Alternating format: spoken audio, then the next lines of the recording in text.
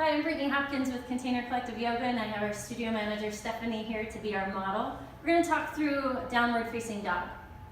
Lots of different options for different levels of flexibility and experience. We'll have you come into downward facing dog like you're brand new to yoga and you have super tight hamstrings. So a lot of times we see legs straight and the bodies are super puffed up and you're like, yeah! But this is not what we're after. We're after an upside down V. So go ahead and bend your knees.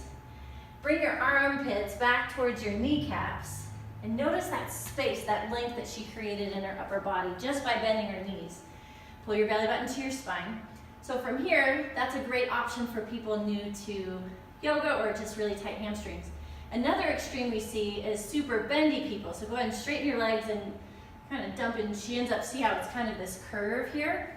What we actually want is to pull the front of her ribs together at the same time as she's pulling her shoulder blades together. So now we have this beautiful straight line with her heels down. But even here, bring a little micro bend to your knees and notice that shift in her pelvis with sit bones reaching up towards the ceiling.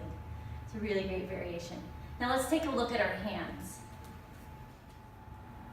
So looking at her hands here, notice how her thumbs are in line with her shoulder joints and her fingertips are wide from there.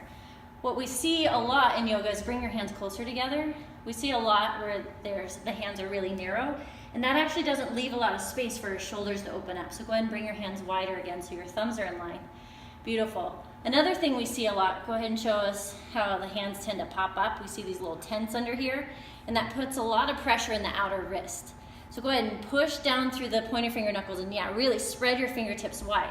And that disperses the weight a little bit, but what is gonna make it even better is if you add a little grip to your fingertips, keeping this base knuckle down, but notice there's even a little space, and if I had to try to pull up on her fingertips, they're stuck to the ground. And what does that end up doing for your wrists and your arms?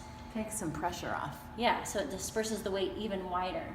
Great, so your forearms are rotating in with that downward pressure, upper arm bones are rotating outwards, and there's a beautiful space in there.